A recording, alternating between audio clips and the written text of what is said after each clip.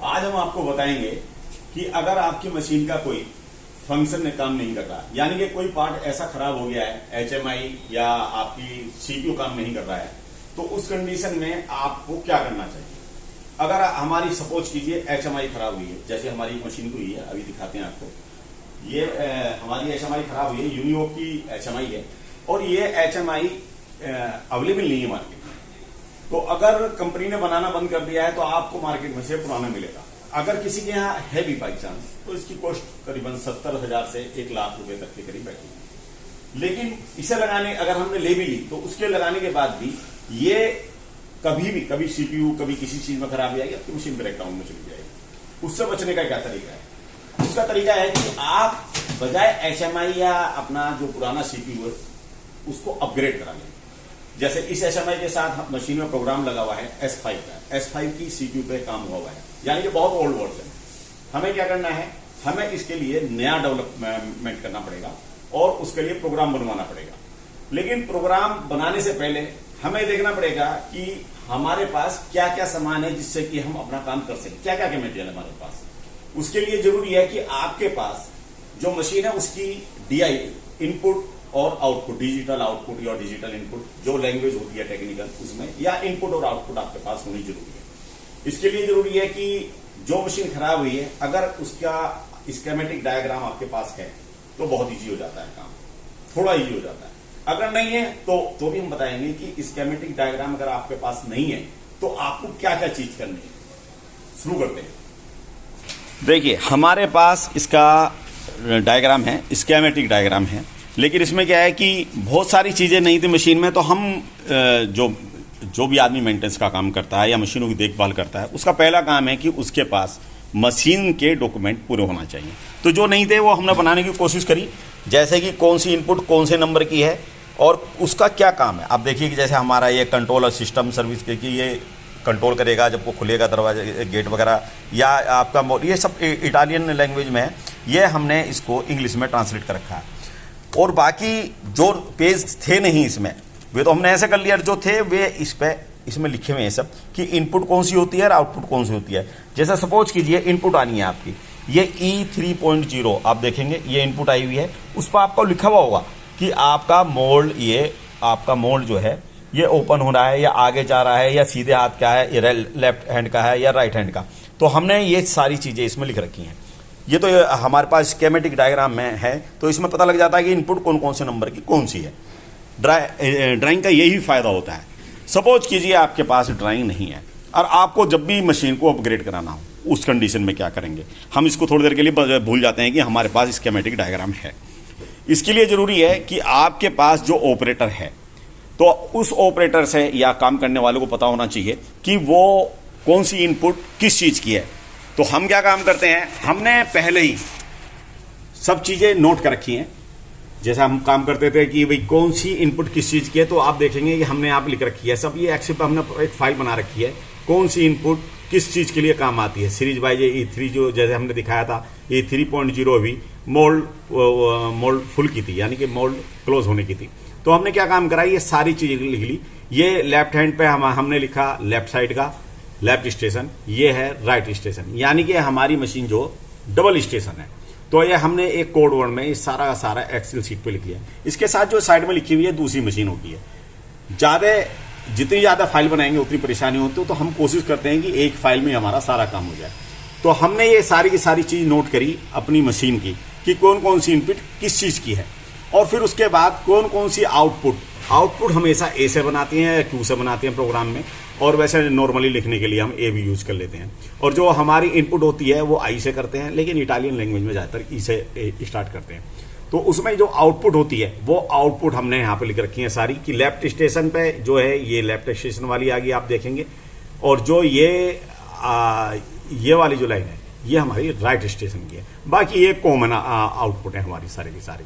हमने ये चार्ट तैयार कर रखा है। ये हमने चेकिंग के लिए कि मशीन में कभी फॉल्ट हो जाए तो कौन सी इनपुट नहीं आ रही है, आउटपुट नहीं आ रही, उसके लिए हम इसी एक्सेल शीट का, इसी चार्ट का यूज करेंगे अपनी नया प्रोग्राम बनाने के लिए। कैसे वो दिखाते हैं आपको। देखिए ये हमने थोड़ा सेग्रेट किया है, जैसे कि फाइल वही है, हमने क्या काम किया है इसमें, हमने जितनी भी आउटपुट और इनपुट थी वो यहाँ पे हमने स्टेशन वाइज अलग अलग कर ली है। देखिए लेफ्ट स्टेशन के सामने लेफ्ट लिख दिया है और आर के सामने राइट स्टेशन के सामने हमने आर लिख लिया है। जो कॉमन इनपुट हैं वे हमने सारी ऊपर ले गए हम सारी की सारी, और इसके साथ ही हमने जो आउटपुट है वो हमने नीचे की तरफ कर दी सारी की सारी। आप देख सकते हैं अच्छी तरह से। अब हमने सेलेक्ट करना है कि हमारी इनपुट कितनी है और आउटपुट कितनी है, हमें ये पता होना चाहिए।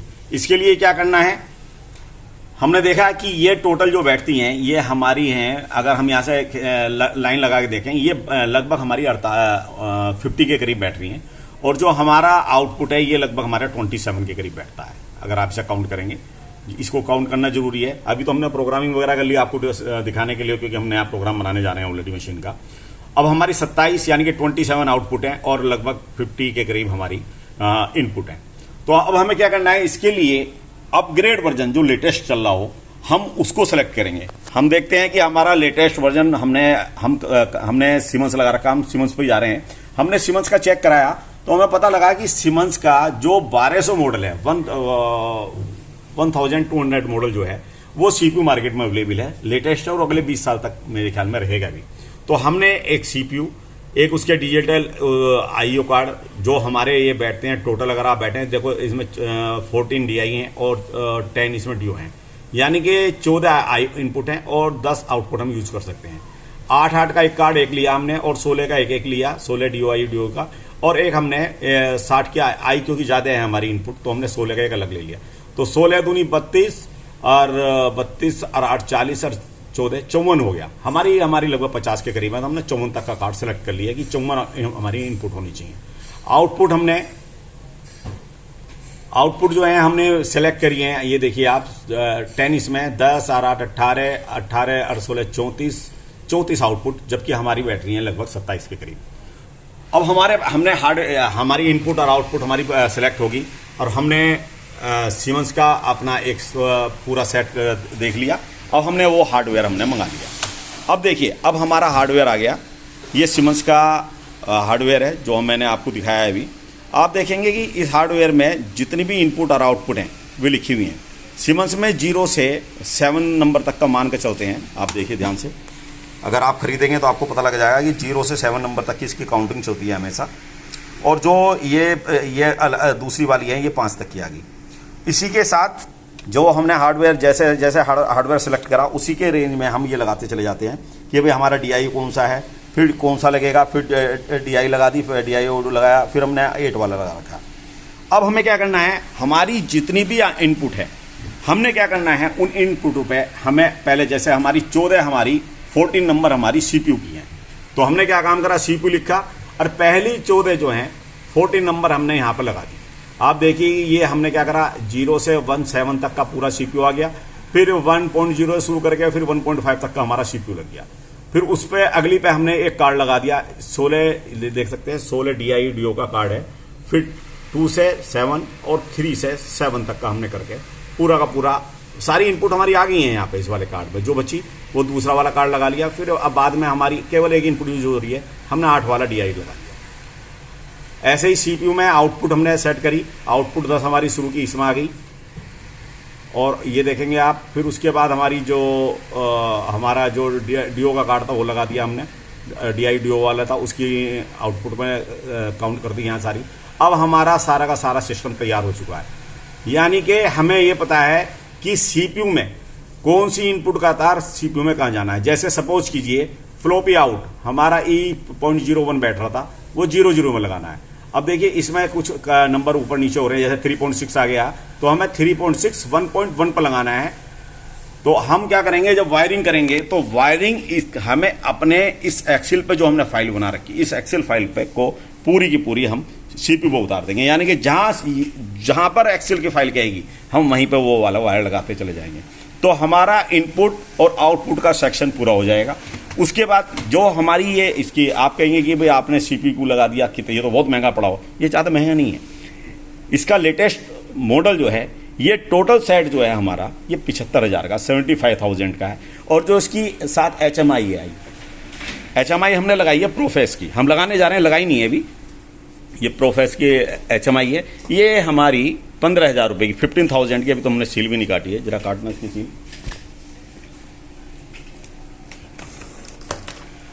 ये केवल 15,000 रुपये की है, यानी कि 15 और 75 यानी कि 90,000 या 90,000 रुपये में हमारा सारा का सारा हार्डवेयर आ गया। अगर हम प्रोग्रामिंग करना जानते हैं तो हम प्रोग्रामिंग भी कर सकते हैं। अगर हमें प्रोग्राम बाहर से बुलाना है तो 20 से 25,000 रुपये, हमारे यहाँ तो 20,000 रुपये रेट है, हम 20,000 रुपये में अपनी प्रोग्रामिंग करा लेते हैं।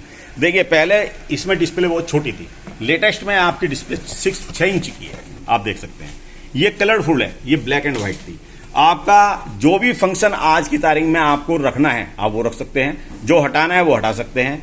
आप अपने लिए सुविधाजनक जो आपको ऐसा लगे कि इससे हमारा काम बढ़िया चलेगा, आप उसी इनपुट को और आउटपुट को लेंगे।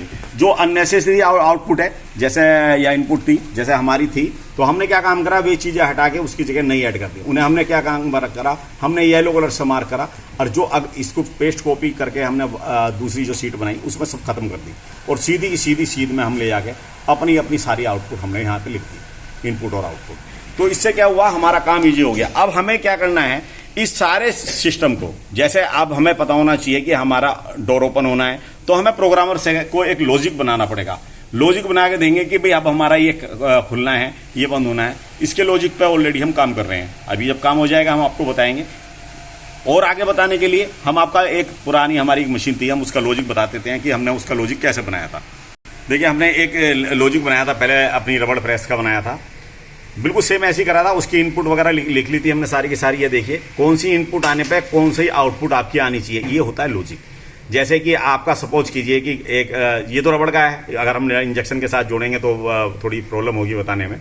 आप देखिए जोन सी इनपुट आपकी आनी है, जो इनपुट आने के बाद आपका कौन सा फंक्शन होना है, कौन सी आउटपुट आनी है। जैसे इसमें लिख रहा है कि हमारा गेट ओपन होना है, जैसी हमारी ये वाली इनपुट आएंगी, और इसके साथ एक इनपुट यानी कि हम कोई बटन दबाते हैं तो जो आउटपुट हमारी आएगी वो कौन सी आउटपुट आनी चाहिए, वो आउटपुट हमें यहाँ पे लिखनी है। तो ये लॉजिक सिंपल बन जाता है। जब आपका ये लॉजिक तैयार हो जाता है तो आपके प्रोग्रामर को बनाने में लगते हैं करीबन 4 या 5 घंटे बस, यानी कि एक दिन में आपका काम हो जाता है, अगर आपके पास लॉजिक है। अगर आप लॉजिक नहीं बनाया आपने तो उसके लिए आपको लॉजिक उसे बताना पड़ेगा, वो उसके हिसाब से वो भी इनपुट ऐसे ही सेट करेगा। ये लॉजिक जो हमने ऐसा एक्सेल पर बनाया है, ये लॉजिक वो प्रोग्राम में बना के डालेगा और आपकी मशीन चल जाएगी। ये सिंपल है। और इसमें क्या हुआ कि हमने जितना खर्चा करा 1,10,000 में हमारी मशीन बिल्कुल फर्स्ट क्लास चल जाएगी हमें, क्योंकि हमने पहले बहुत सारी मशीनों को मॉडिफाई करा है। तो इसी हिसाब से हम जब इस वाली मशीन करेंगे ये भी चल जाएगी, उसके बारे में हम आपको इन्फॉर्म करेंगे जब ये चल जाएगी। हमने अब तक करीबन 11 या 12 मशीन हम कर चुके हैं। हम पुराना हार्डवेयर निकाल देते हैं और हमेशा जो मशीन ज़्यादा परेशान करती है हार्डवेयर के हिसाब से, हम उस मशीन में निकाल कर हार्डवेयर हमेशा नया लगाते हैं और नया प्रोग्राम के साथ मशीन चलाते हैं। इससे मशीन की लाइफ 20 से 25 साल बढ़ जाती है आपकी, और वो इजी हो जाता है। पहले ब्लैक एंड वाइट था, अब कलरफुल हो गया। पहले आपकी स्क्रीन छोटी होती थी, बटन से चलती थी, सारी की सारी पुश बटन से। किसी में छोटे वाले डिस्प्ले में थोड़ा बहुत टच आता था, अब फुल स्क्रीन पाती है 6 से 8 पे। तो जो ऑपरेटर है और उसमें हम स्काडा भी लगा देते हैं भी, अब कौन सा फंक्शन चल रहा है तो इनपुट वगैरह आउटपुट वगैरह सब आपकी उस पर डिस्प्ले पर शो होती रहती है। जब ये बन जाएगी हम आपको एक बार उसके बारे में दूसरी वीडियो बना के जरूर दिखाएंगे। अगली वीडियो तक के लिए धन्यवाद।